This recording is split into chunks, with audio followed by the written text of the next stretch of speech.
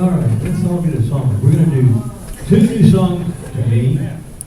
I'm fixing to take my glasses off so I can read, not do my bifocal. Just let you know.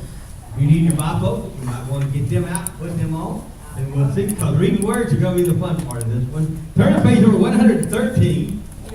Wonderful Peace. And we're going to see what happens. I'll warn y'all ahead of time. You may stay. I know, I understand that one. You may stay seated. 113.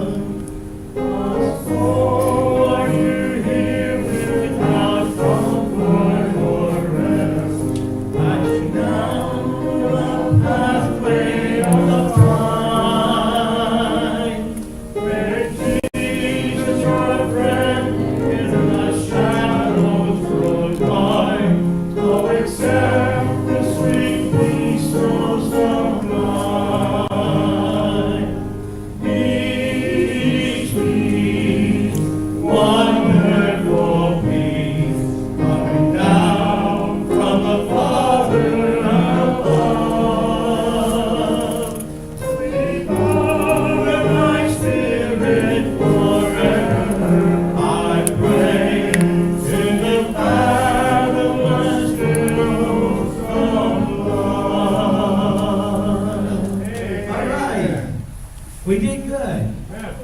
I messed up a few times, but that's okay. Turn to page number 314. More love to thee.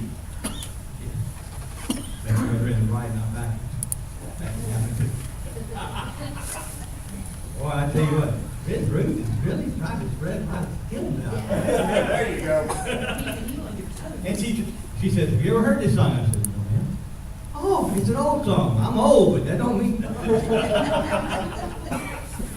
Okay. 314.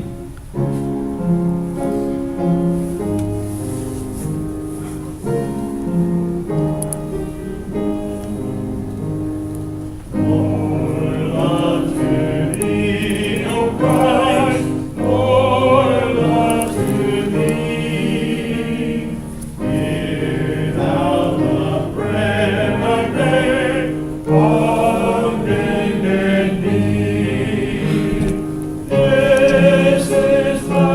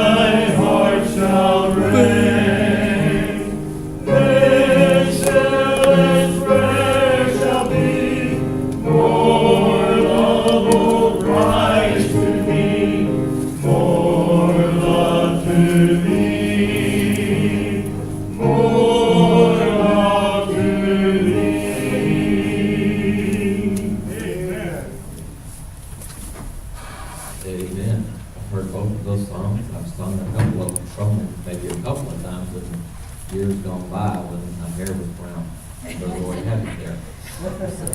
A long time. I'll tell you, that's for sure. Let's bow for prayer. Father, we thank you tonight for your blessings. We thank you, Lord, for your goodness and your mercy. Lord, the truths of both of those songs are so resonant, Lord, in our lives, or should be. And Lord, more love to thee, Lord. What a truth, Lord, that should be. For all that you've done, for all that you've provided, Lord, for your goodness and mercy toward your children. Father, we just pray tonight, Lord, again, that you be with Brother Lee. Lord, you touch his body, heal and raise him up, Lord, to help that heart to surgery, Lord, to continue, Lord, working. And then, Lord, we just pray for the section, Lord, that you continue to be with him. He's there in the hospital. Lord, that you're going to get on him and his family, facing this section, especially, Lord, that she's supervising this. Lord, we just pray again, your goodness and mercy, Lord, in Jesus' name we pray. Amen. I appreciate you being here tonight, and my commercial this morning has been pretty good. Pretty good crowd tonight. So I hope the message lived up to your expectations. If not, I have a back door over here, I'll just go out the back way.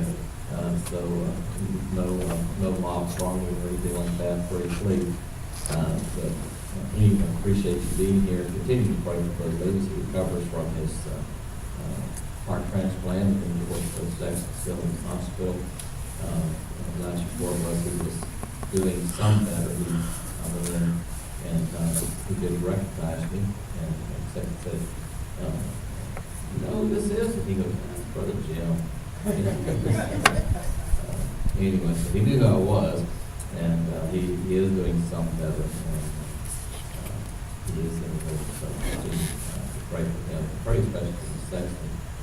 Both of their health is not good, and her foot is doing some better. That swelling's gone down. She has a shoe on, but her blood body.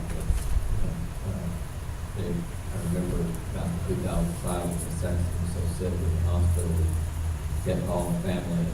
They kept coming to a section into the hall, and he just sat right there next to that bed, and he didn't go anywhere.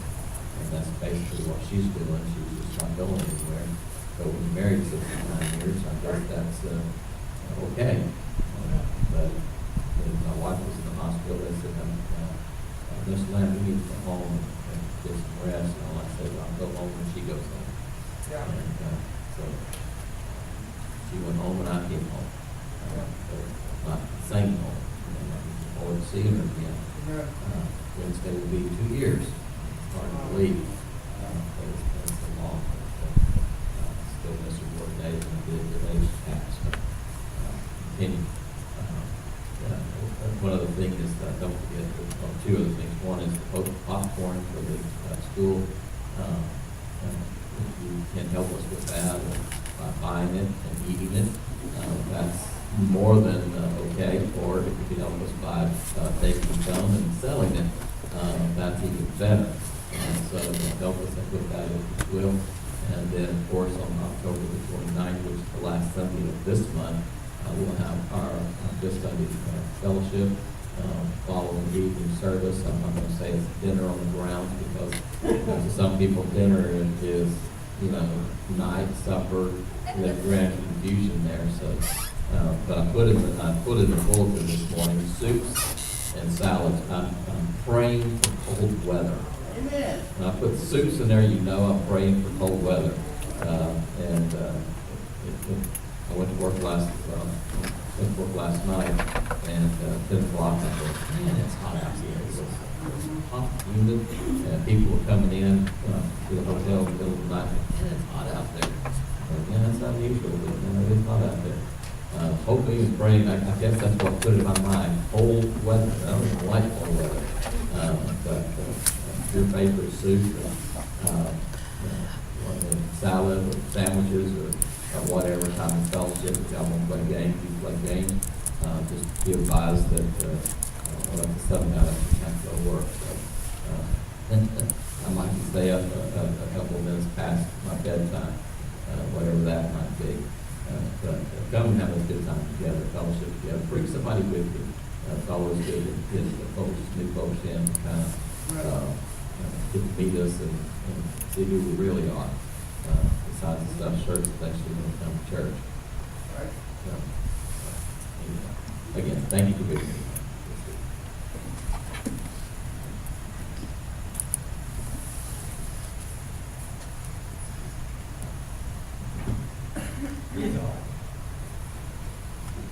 Sit too long, that's why I stood up. Stand up is okay. Sit down and get tired, a little sore, but it's all right. Turn to page number 18. Take the name of Jesus with you. And the last name, of course, you don't bring the last one. Page number 18.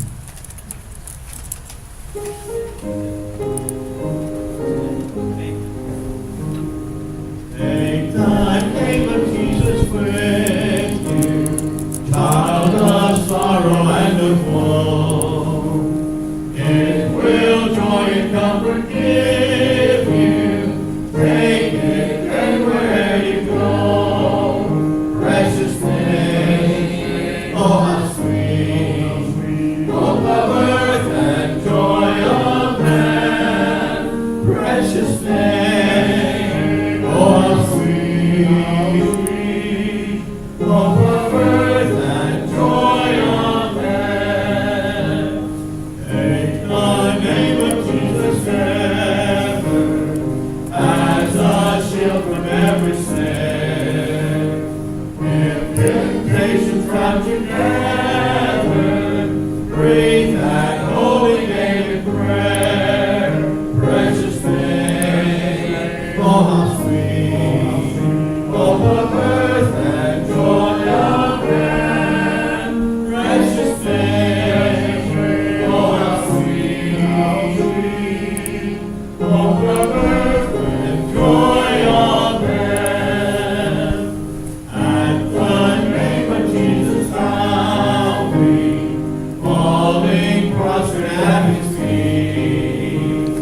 King of kings and ever crown him when our journey is complete. Precious name, oh how sweet, hope of earth and joy of man. Precious name, oh how sweet, hope of earth and joy of man. Amen. If the name of Jesus is precious to you, say amen.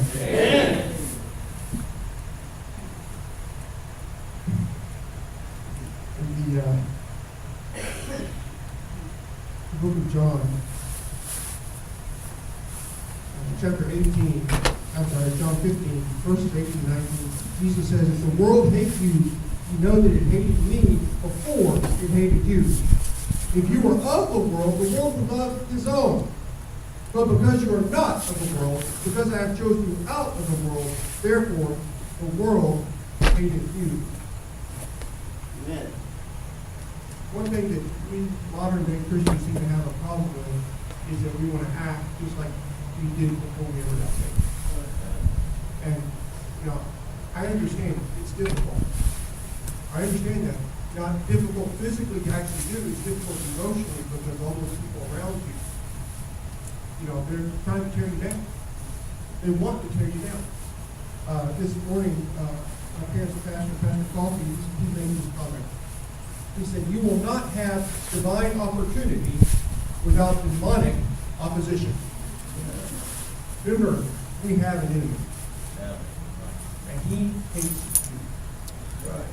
You are on the wrong side. He wants to tear you down and do everything he can against you. I wish the Christian life was get saved and everything is perfect. What it is get saved and everything will be perfect. Amen. So we need to make sure that we're out there showing Christ off to those who work with, those in our families, those who live around, because they need to see the difference. And don't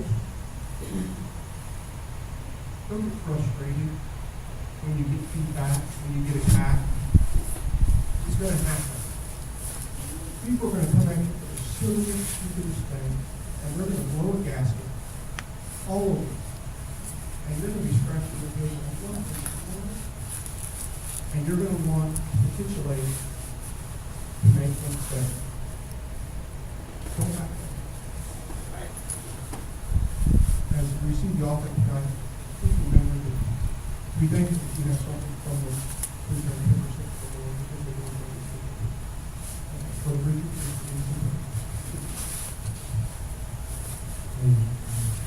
Lord, we come to you this evening, and we thank you for the opportunity to see the Lord and listening to Him as He truth, Lord, and help execute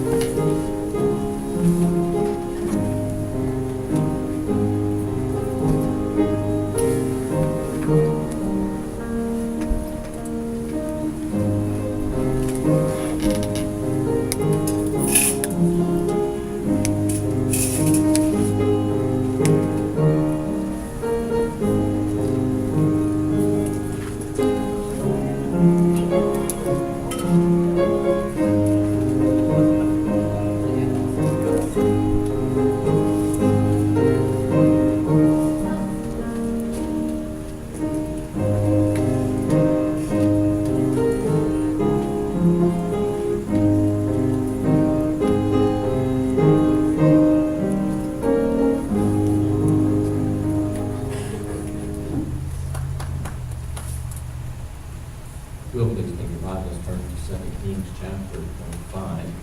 2 Kings chapter number 5.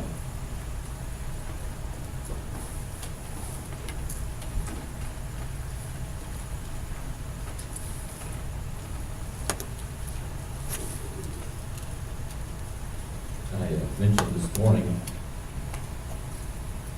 the message tonight from 2 Kings chapter 5. In the message, it said that I was going to bring a message to you entitled, What Keeps You From Doing What God Asked? What keeps you from doing what God asked? And the story we're going to use tonight is a very familiar story, especially a story for children. When we usually tell a story, in fact, I used this text this past Wednesday in chapel for school, and it is a familiar story. I'm going to read verses 1 through 19 this evening, verses 1 through 19 this evening, and we're going to look at three different distinct people in our message tonight. Three distinct people in our message tonight, and I'll probably call your attention to them as I pass by, and then I will come back to you. Or come back to these three individuals. Number one, let's go to 2 Kings chapter number 5. Verse number 1 says, Now Naaman, captain of the host of the king of Syria, was a great man with his master and honorable, because by him the Lord had given deliverance unto Syria. He was also a mighty man in valor, and he was a leper. I want to first one that I want to speak about, or I'm going to talk about, one of the main characters tonight is Naaman. Naaman. And, of course, if you follow along here, he says he was the captain of the host of the guard of the king of Syria. He was a great man. Notice the accolades. He was honorable, and by him, notice this, by him, Naaman, the Lord. Now, that's a capital L, capital O, capital R, capital D. That is Elohim. That is the King of Kings, the God of gods, the Lord of lords, had given deliverance unto Syria. Okay, and he was a mighty man of valor. And then it makes one statement here, but he was left. Okay? Now verse number 2. And the Syrians had gone out by companies and had brought away captive out of the land of Israel a little maid, and she waited on Naaman's wife. And she said unto her mistress, Would God, my Lord, were with the prophet that is in Samaria, for he would recover him of his leprosy. Now, on the second candidate, or the second character that I want to make mention of this evening is that little maid right there, that Samaritan lady who has a key role in what is being done tonight. And it says, verse number 4, and one went in and told the Lord, his Lord, saying, Thus and thus said the maid that is of the land of Israel. And the king of Syria said, Go, and I will send a letter unto the king of Israel. And he departed and took with him 10 talents of silver and 6,000 pieces of gold and 10 changes of raiment. And he brought the letter to the king of Israel, saying, Now, when this letter is come unto thee, behold, I have therewith sent Naaman my servant to thee, that thou mayest recover him of his leprosy. And it came to pass, when the king of Israel had heard or had read the letter, that he rent his clothes and said, Am I God, to kill and to make alive, that this man does send unto me to recover a man of his leprosy? Wherefore consider, I pray you, and see how he seeketh a quarrel against me.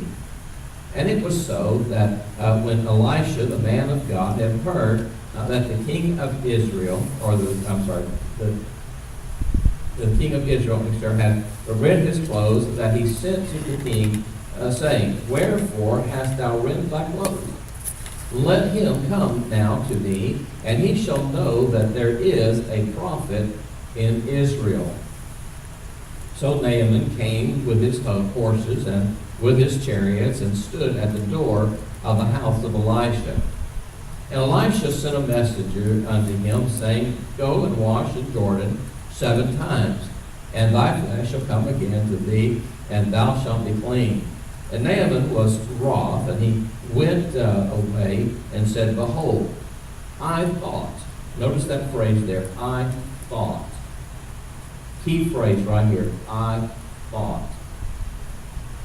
I thought he will surely come out to me, and stand and call on the name of the Lord his God, and strike his hand over the place, and recover the leper.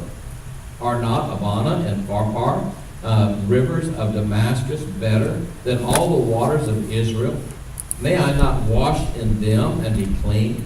So he turned and went away in a rage. Notice that. He turned and went away in a rage. And his servants came near and spake unto him and said, My father, if the prophet had bid thee to do some great thing, wouldest thou have done it? How much rather then when he said to thee, Wash and be clean? Then went he down and dipped himself 7 times in Jordan, according to the saying of the man of God, and his flesh came again like unto the flesh of a little child, and he was clean. And he returned to the man of God, and all his company, and came and stood before him, and he said, Behold, now I know that there is no God in all the earth but in Israel. Now therefore I pray thee, take a blessing of thy servant. But he said, As the Lord liveth, before whom I stand, I will receive none. And he urged him to take it, but he refused.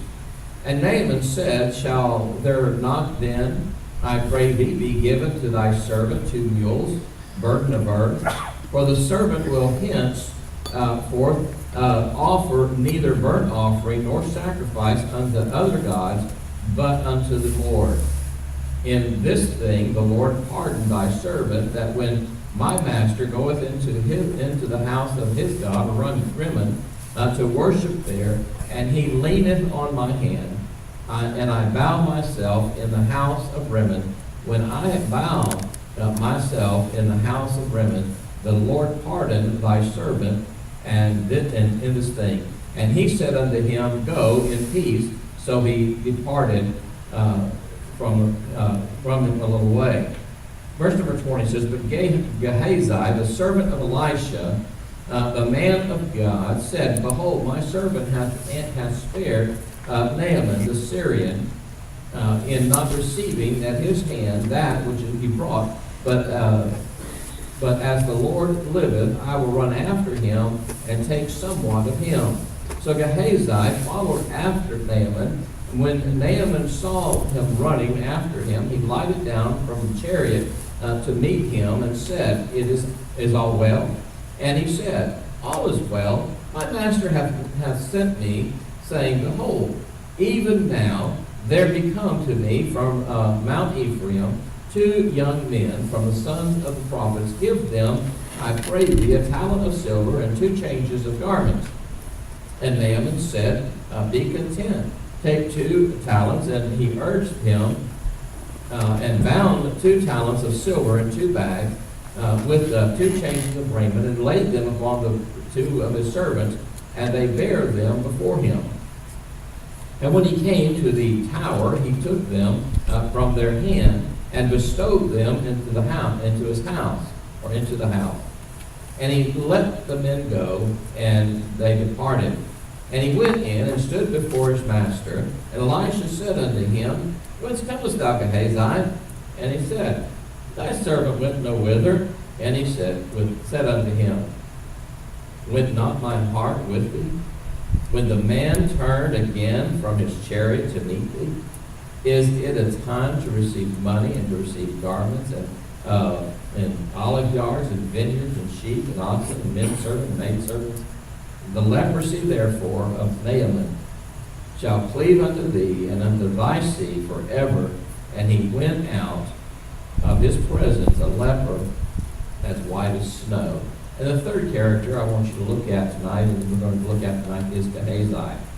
Now then, let's pray. Father, as we bow before you this evening, we ask, Father, your blessings upon the preaching of the truth of the Word of God. Lord, what is it, or how easy it is for your servants or your children, Lord, to not be obedient, Lord, to what we know to do, and Lord, what you've asked us to do. Lord, we see in the story, we see 3 characters, 3 individuals, Lord, who make decisions, Lord, based upon their relationship with you. And Father, I just pray tonight, Lord, that you'd help us to see, Lord, the connection in their lives and also the connection in our own personal lives. Father, we ask this in Jesus' name. Amen. As we look into the story, we have 3 characters that I mentioned. First, we mentioned Naaman. Secondly, we mentioned the Samaritan, or the Israelitish young lady who was taken in captivity. And then, of course, we took notice, lastly, of Gehazi, who was the servant under Elisha. And these 3 individuals played a key role in a Christian's life. Now, when you stop and you think, well, what kind of role can they play? Well, all of us as God's children play a role. You say, what do you mean by role? Well, I'm not talking about an acting role. I'm not talking about something of that nature. But what I'm talking about is each and every one of us serve a function in God's service somehow, some way. And we're going to affect the world that we live in one way or another. We have the Syrian woman, we have the servant of Elisha, Gehazi, and then we have a man who is seemingly unsaved, who is coming and has a connection with someone who is saved and sold out for God, and someone who is maybe saved but still looking at his own benefits. What can I gain from the ministry? And we have those groups of people within the confines of our church. When we look at this Syrian woman, or Samaritan woman, I'm sorry, from Israel, from the Israelite tribe, she was taken in captivity because the Syrians had come in and taken her captive. And while she was there, she could have been very bitter. If you remember, Joseph was sold by his brothers into into slavery. They were sold to Ishmaelites, and the Ishmaelites sold them to Pharaoh, and then of course Pharaoh used Joseph in his kingdom. In fact, Joseph became a very wise young man. He became a man who was very astute in doing the right thing, following the right path, doing what God had asked him to do, even though he was amongst a very heathen nation. And here's this Syrian, or the Samaritan. I always want to call her a Syrian, but she's a Samaritan. And she's here, and now she looks and sees, as she's here, she can look at her situation with bitterness and saying, I don't want to be here. I don't want to have anything to do with these people. I don't want to serve these people. And she could do all she wanted to disparage the name of God. But she used her relationship with God for a very specific purpose. She used her relationship with God for a very specific purpose, and that purpose was to be a witness of the power of Almighty God. Even though she's a captive, even though she's a slave, even though she is under duress, she still uses her situation to bring honor and glory to God. How do you respond when somebody is negative towards you? It's been many, many years since I've been in the workforce. And now I'm back in the workforce, and I get a text message or email from my boss, and he says, we're going to have a mandatory staff meeting on Tuesday at 2 p.m. Fortunately, he called me because I was getting back in the recliner, and I was counting Z's, and he called me and said, Jim, I need a ride to work.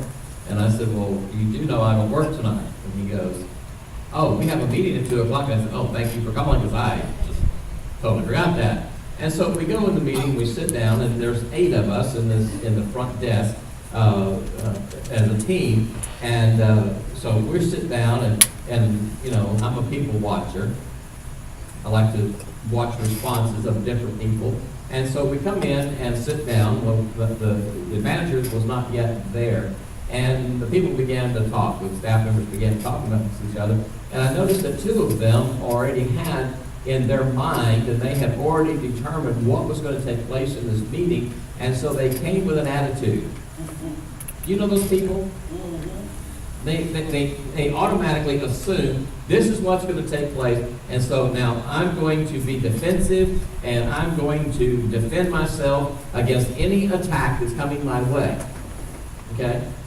And as you look, I've been in ministry for so many years, and I've been in management for so many years, and I've seen the interactions of people for so many years, and I'm sitting here, and I'm just kind of getting back in my chair. I'm the only man amongst all of these ladies. Me and Reggie, the manager, we're the only 2 males in this whole group. And so I'm watching, and of course they're gossiping about different things, you know, and they're talking about different things that's happened in the, since we've opened and all these things. And I'm just kind of, I kind of know what they're expecting of this meeting before the meeting even starts. And of course, Reggie sits down and he begins to talk, and immediately, to the 2 ladies I said had an attitude. Immediately they broke up, and they did have an attitude. And of course, one of them went to his boss and complained. You know, which is never good. Number one, because these 2, the assistant manager and the manager, have worked together for many, many years in the hotel business. They've worked together. She handpicked him to be, you never go to somebody who's been handpicked for something. Anyway. And so Reggie comes to me and he goes, Jim, he said, would you do me a favor? He said, would you go to my boss and tell her what happened in the meeting? I went, wait a minute, I'm not a liaison between manager and manager. I'm just a worker here. But, but because of my perceptions and things like that, Now, when you come to church, people have a preconceived idea of what's going to happen. Sure. Okay? The preacher's going to preach, and the preacher's going to step on my toes. Brother Roy tells me all the time, preacher, he said, have you been talking to my wife again? Well, I don't have to talk to Miss Avita because I just watch him. I see the attitudes. I know what's going to take place. All right? And so, you know, it's a matter of when you come in and you sit down, certain people have certain attitudes and they have preconceived ideas and they already have the chip on their shoulder ready to be knocked off. A number of years ago, we had a Bible conference, and the preacher was sitting on the platform, and he nudged me, and he said, Jim, he said, who's that young man over there? And he described him, and I told him who he was, and he said, that guy's going to cause you some problems. And I said, not him. Lo and behold, he was wrong. You see, because he saw something that I didn't see.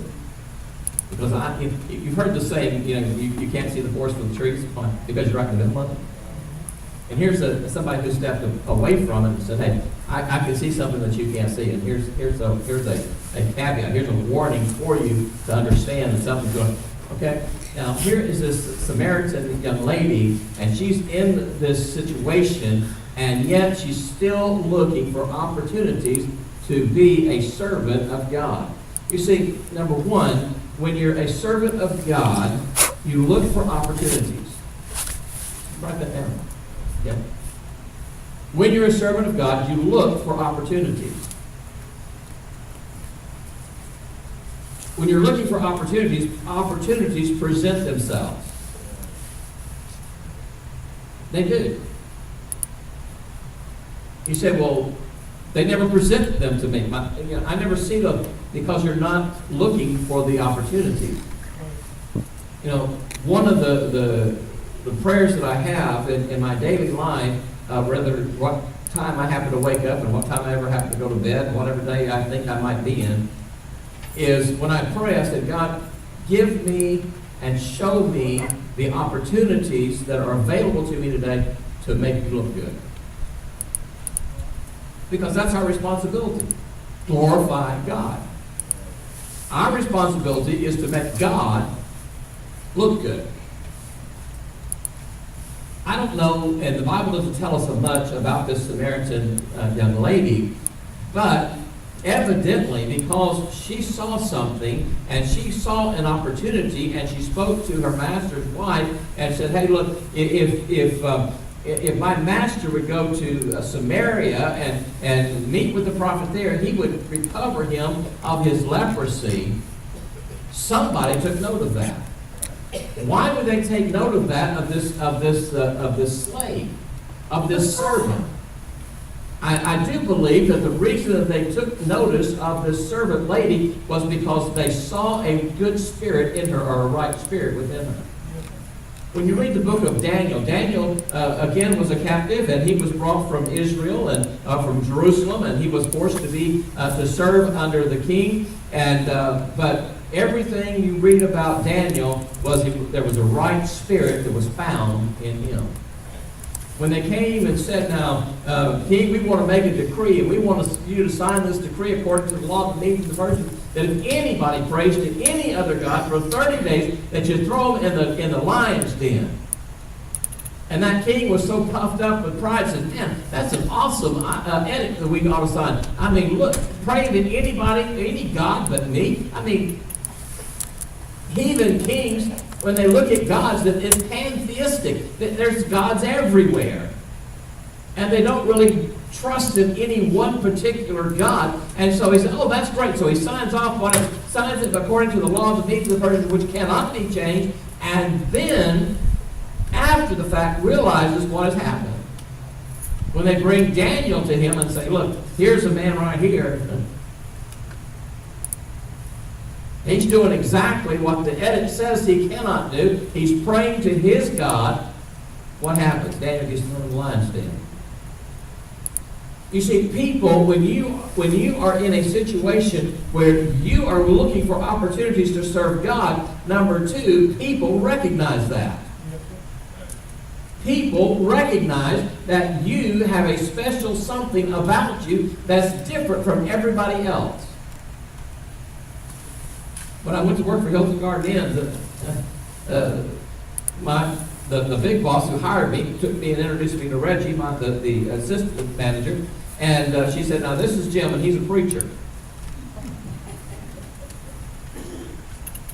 Well, that put a monkey on my back.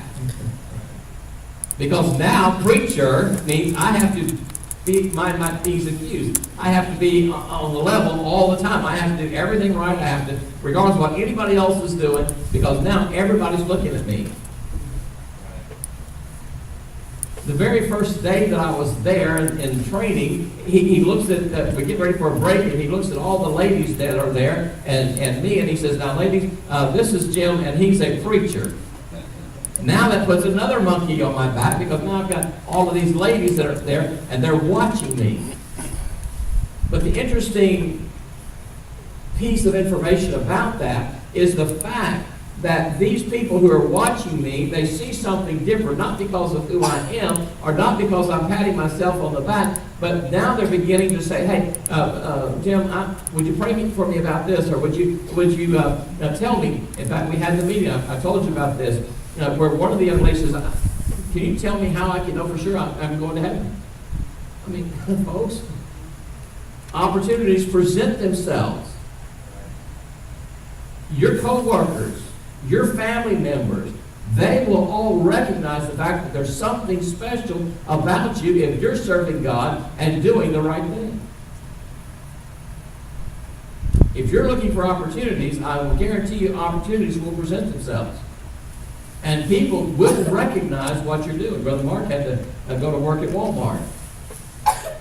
And the people at Walmart are recognizing that he's going to do the right thing. And now they're fighting over who's going to get him in their departments, and who's going to, because he's going to do he's going to do a good job, and he's going to follow the right path, and he's going to behave himself, and they can trust him.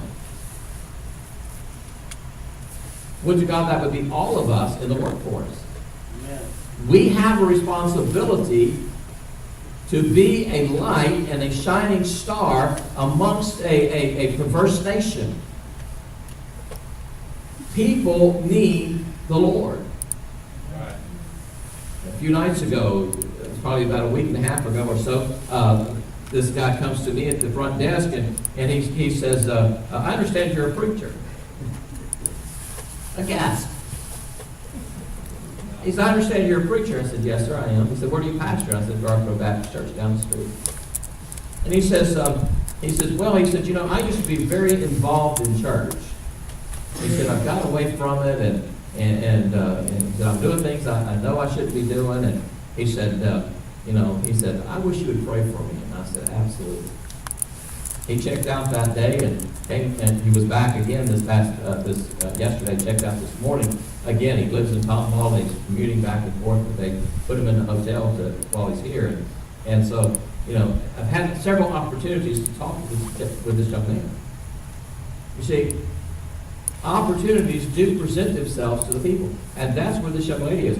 You have, as a child of God, you need to be on the lookout for the opportunities and allow the Spirit of God to use you to be a blessing to somebody else. It's going to work. If we follow through, the Samaritan young lady was instrumental in encouraging Naaman to follow through with God's word. Secondly, we want to look at the captain of the guard, Naaman. All the accolades of Naaman are there. He was the captain of the guard. He was well liked by the king. He was a man of valor. I mean, all of these things build Naaman up. We look at Naaman and we say, man, this is a guy. He is a very, what will we say, person? Honorable person, or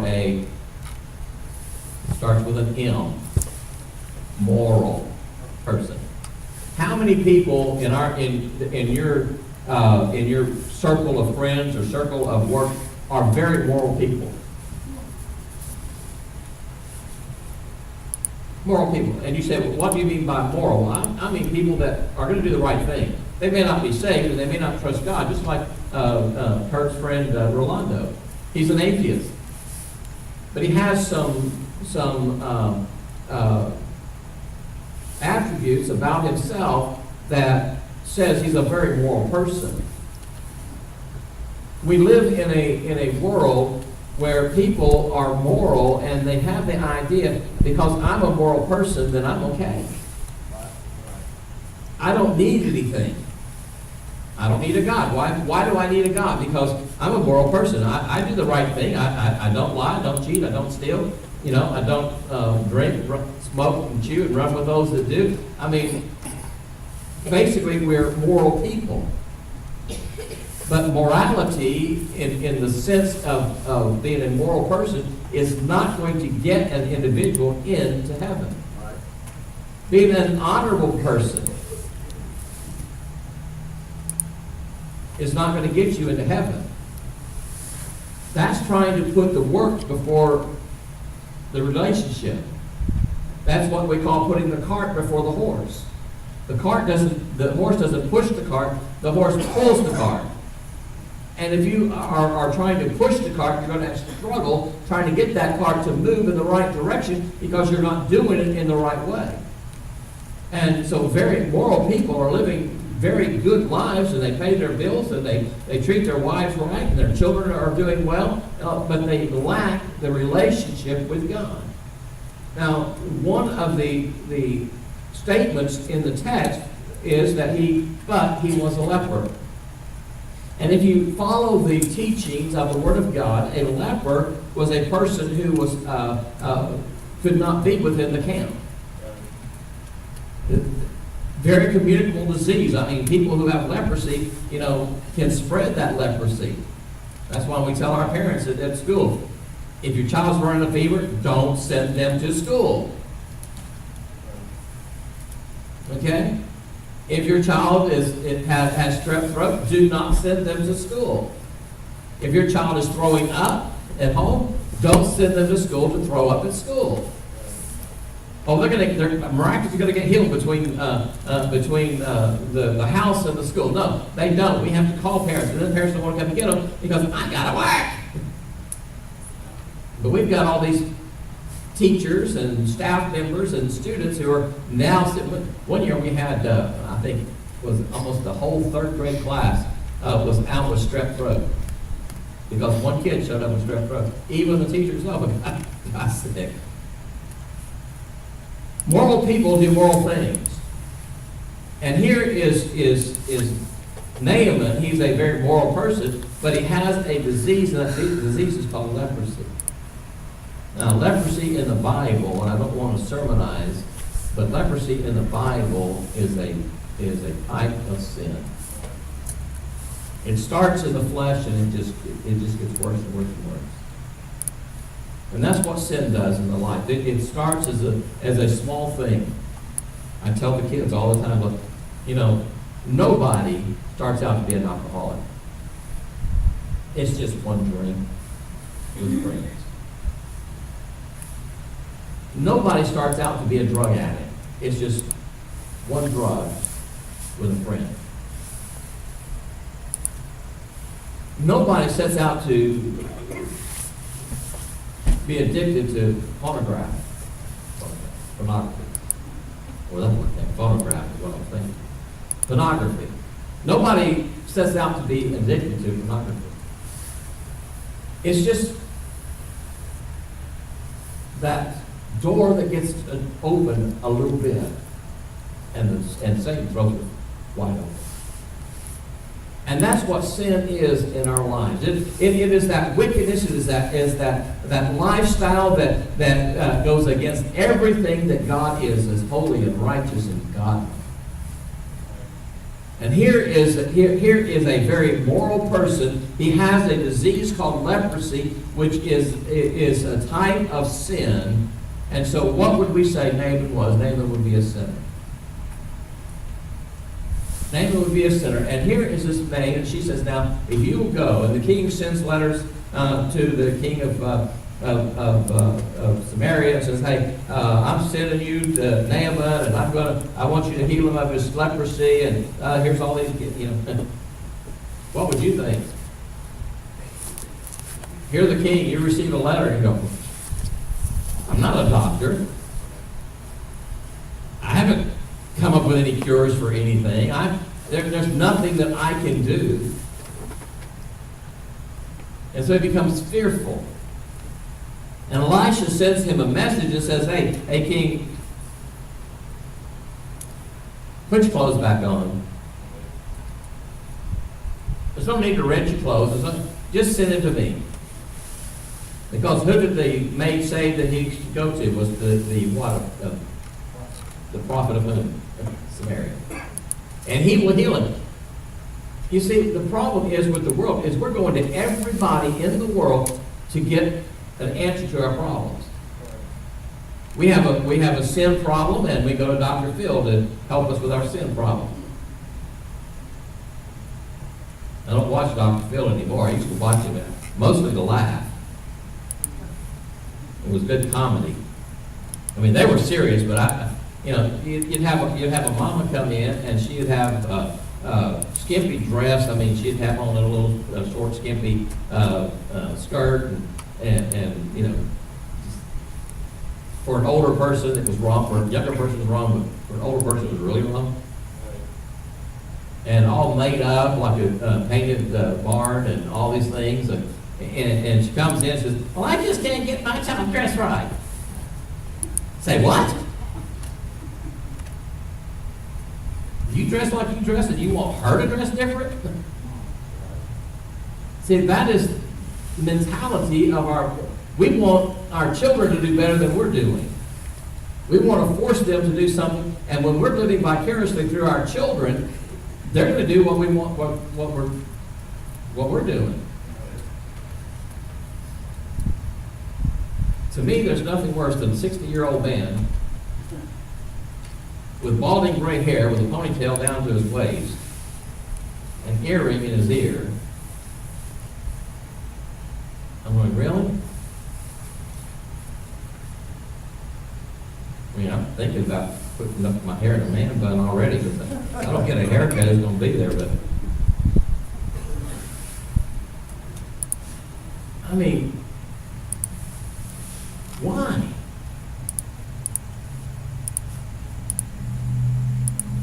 I don't understand it. But I'm not them. We look at it, and here we have this Naaman, and he's a sinner, and he has this leprosy, and he wants to be healed of that leprosy. And so who does he go to? He goes to the man of God. But when he goes to the man of God, he goes with all of his regalia. Does he not? I mean, he's got all of his horses, he's got all of his gifts, he's got everything, and he comes marching up to the door, and all of his pride, and all of his arrogance, and everything, and I mean, I could just see the entourage is following behind Naaman, and as he pulls up, and sends the servants to knock on the door. Hey, servant of God, I've come for you to heal me. Come out here.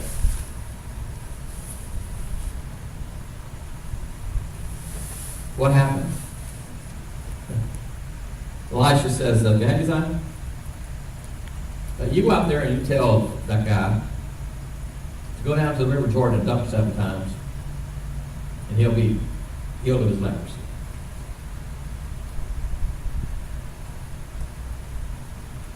And what happens to Naaman? He takes offense. He becomes wroth. He becomes angry. See, that's what happens when somebody comes to the house of God. You know, don't tell the preacher, don't preach so hard. My friend's here today, and if you preach against that, then he's going to, I mean, God knows what every individual needs. I don't read anybody's mail. Right. I have enough time keeping up with my own mail. Right. And since my wife is gone, I really have a hard time keeping up with my own mail.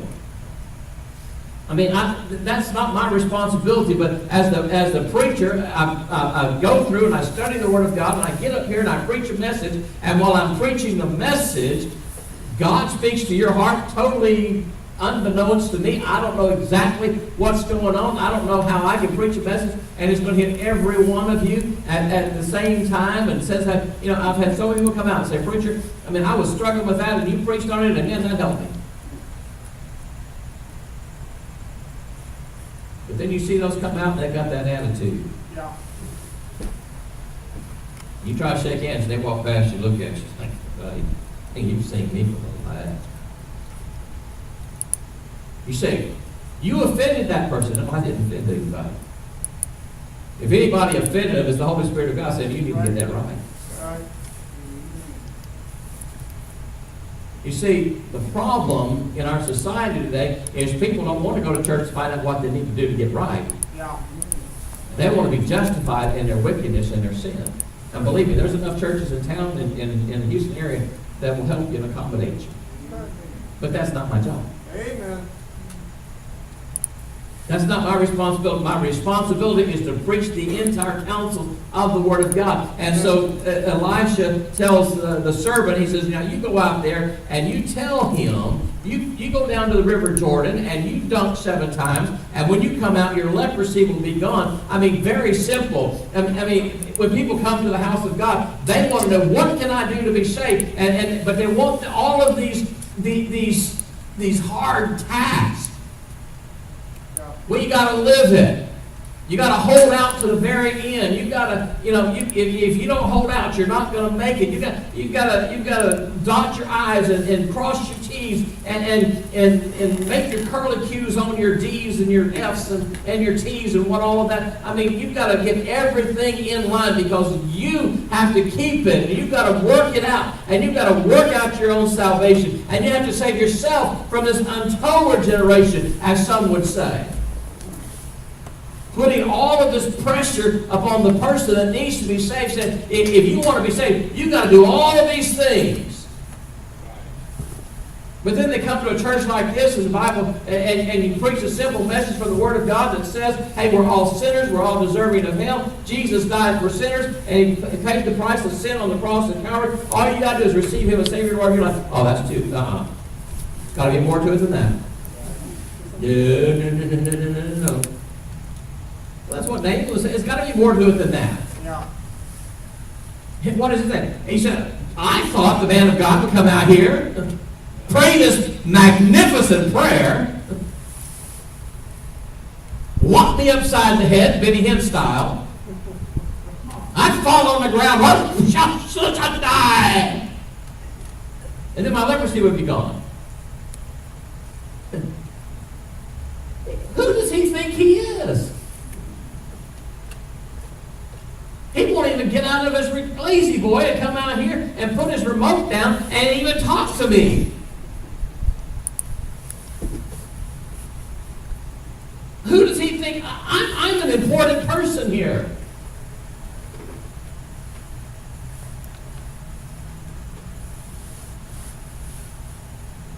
He's angry.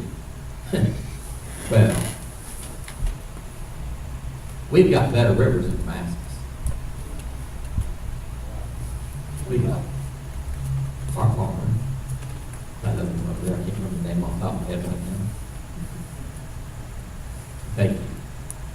Abana, Farquhar. Farquhar, Abana, it comes down out of the mountains in a fresh, clean, crystal clear water, and it comes down and it goes to the, one stream comes down to the east side, one stream comes down to the west side, breaks into two, and you just see the fertile, lush lands of Damascus. And he said, look at the crystal clear waters of Abana. And he said, now, the far part, it comes from the stony mountain. When water comes across the stones, it purifies it. Now, he said, look at this pure, clear, crystal water. You could see the salmon swimming upstream. It is so clear. And you want me to go down to that filthy Jordan River where I'm going to get all kinds of diseases just by standing next to it? Somebody came in to the hotel and they said, yeah, we're so excited. I've never been to Texas, and we're going to go to the beach. And so they're so excited about going to Galveston Beach, and I'm going, yeah, I don't think I get that water. I didn't say anything. I'm an awesome Texan. I'm going to support Texas. The Gulf of Mexico is not my idea of a place to go out and swim. Okay, it kind of reminds me of the filthy Jordan River. You can get flesh-eating diseases out there. And, I mean, she's so excited. She's going to go down to Galveston. She's going to go. I'm going, she's from Georgia. And I'm sure she's been over on the East Coast to the, to the beaches in Florida, which are far surpassing anything we have. And that's what Naaman was saying. Look, we've got crystal clear water. When I went to St. Lucia, and I went down to the beach, I mean, you could actually go out into the water and see your feet. Yeah. I mean, if you've never flown across the Gulf of Mexico, there is a defining line between the Gulf of Mexico and the Caribbean. I mean, it's a definite line. It's like somebody just drew a picture, and you've got this crystal clear, beautiful blue water, and on this side you've got this murky, yucky, water. And Naaman says, we've got better rivers, we've got better water over there. Why am I going to do that? Servant says, look, if he would have asked you to do something major, some great thing, would you have done it? If he had asked you to go to Japan and find a fire-breathing dragon, would you have done that? Oh, absolutely. I'm a macho warrior. I can do that. Or if he had asked you to go and get an eagle's egg out of an eagle's nest up on top of that area and bring it down and fight that eagle off and the sharp talons and the beaks of that eagle, would you have done that? Absolutely, I'd have done that. He just asked you to do something very simple. Right. It's very simple. And that's all we do is we ask people very simply, hey, would you like to trust Jesus to save you? Amen. It's not difficult. Amen. It's not hard. Right. The Lord makes the work of salvation so easy that a simple child can understand it, or the smartest genius of the world. Right. And it's so sad when a little child can understand it, but an educated man. Here goes Naaman. He goes out in that water, and I can just visualize in my mind's eye him going down one time and coming up and 2 times. And every time he comes up, he looks at his leprosy and he's dead. I can visualize that on the 6th time he turned around, he's walking out. He said, look, he said, I've done this 6 times. I still look the same. The only thing different is I'm wet, I'm stinky, and I'm frustrated. He says, hey, the prophet said 7 times. You get down there. I said, Right. he comes up, and the Bible says his skin is like a baby's skin. Turn, leprosy gone. What does he do? He wants to be thankful. So he goes back to the man of God, and he says, man of God, he said, I want to thank you for saving me. This just in, the preacher does not save anybody. Amen. That's God's word. Amen.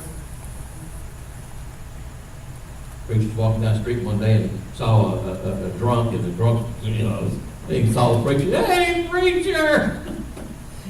He said, how you doing? He goes, well, I'm doing fine. He goes, you remember me? He said, no, I don't remember you. And he said, well, you saved me. He said, yeah, you look like some of my word. Preacher don't save nobody. Right.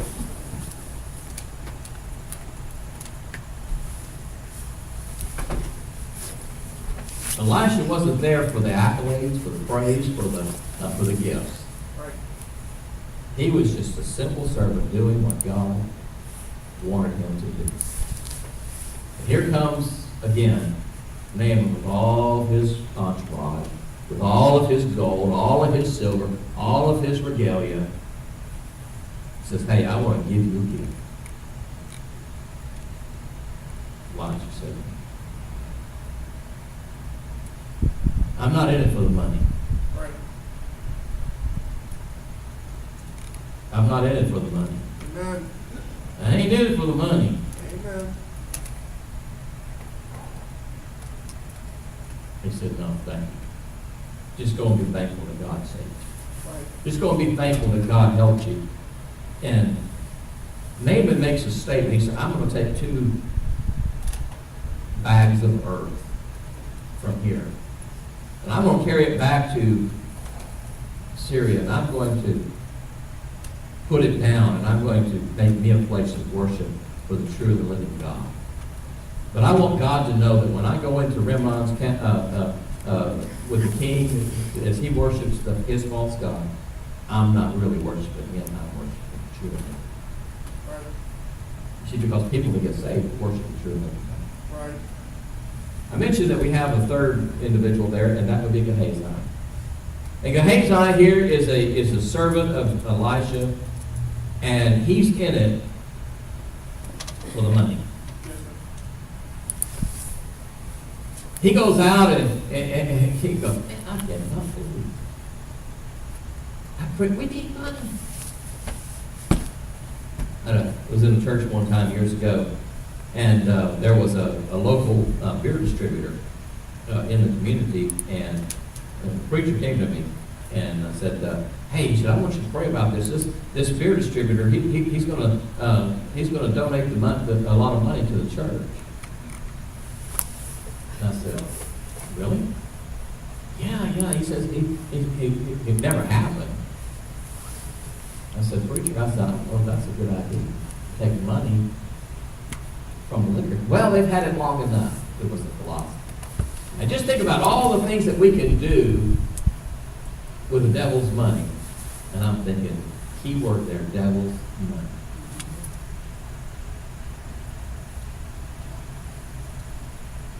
Gehazi said then, "I cannot believe that Elisha would take some."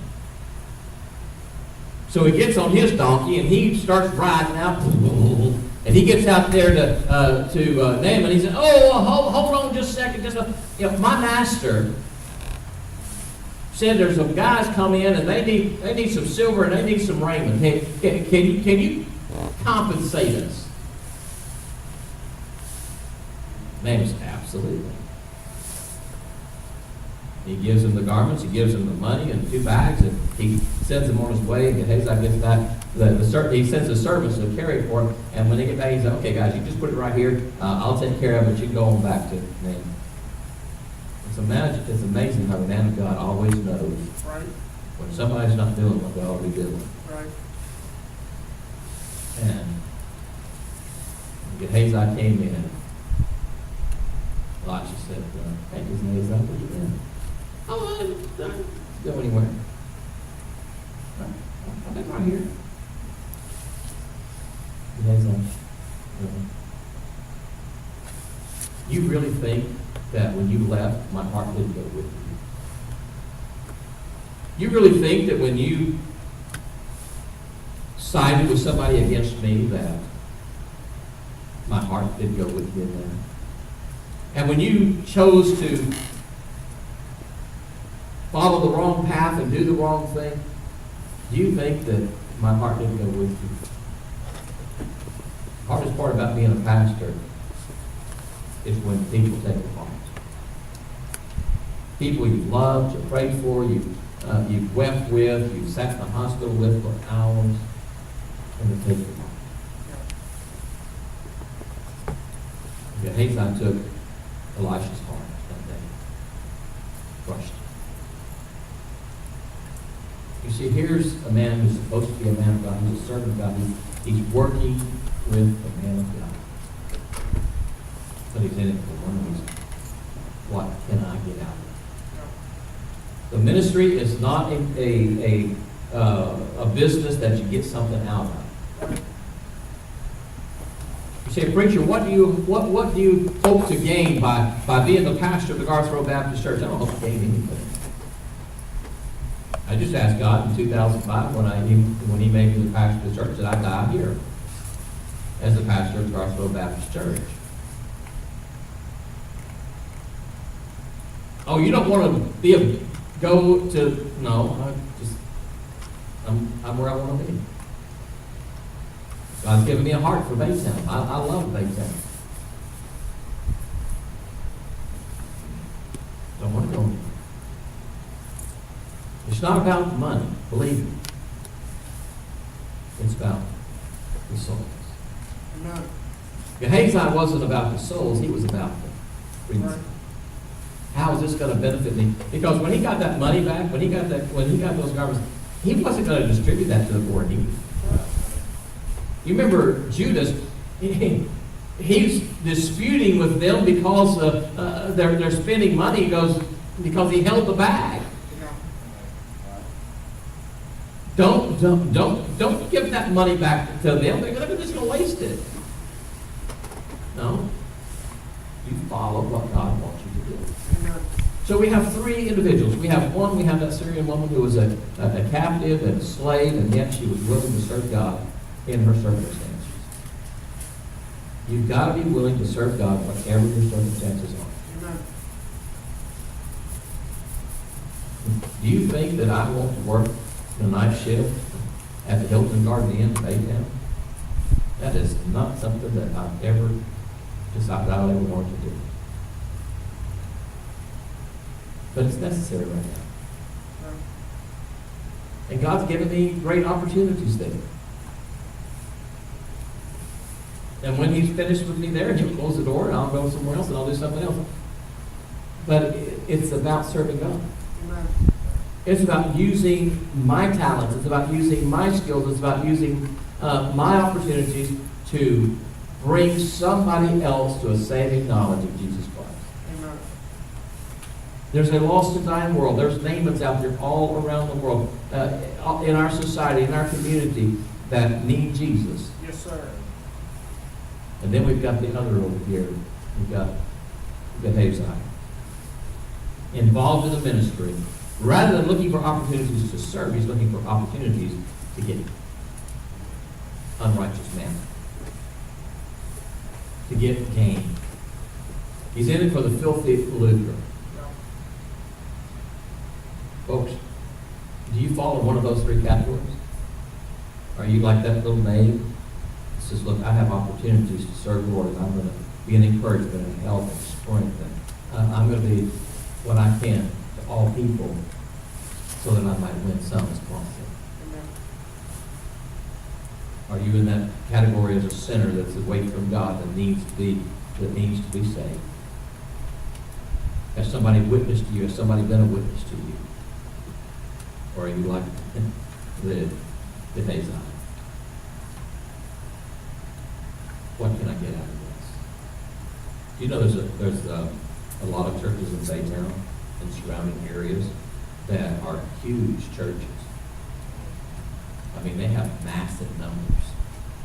But you know why they have massive numbers? It's because they have all the CEOs and they have the high-ranking lawyers and doctors in them. Why? Because what can I benefit? How can I benefit? Who am I going to rub shoulders with? Who am I going to cross that's going to help me do something?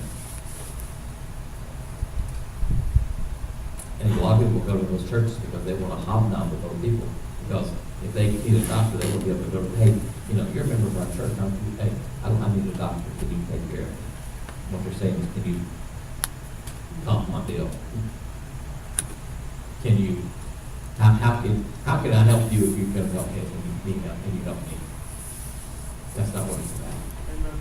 It's about serving God, allowing God to be the pinnacle of your life so that you will be a blessing to somebody. Amen. May we stand for prayer. Father, we thank you tonight for your blessing. We thank you for the truth of the Word of God. Lord, I pray this evening, Lord, as we think about these three individuals that you've used, Lord, there's that Samaritan young lady who, even though in her situation she could have been bitter and embittered because of being a slave, and yet she used her opportunities to bring her master to a saving knowledge of Christ.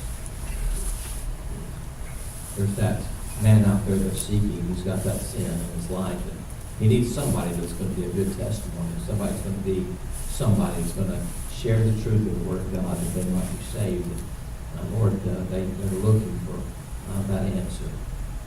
And Lord, we have Gehazi, Lord, that's in it for the money, in it to win it. That's all he's interested in. Getting that cash, getting that recognition.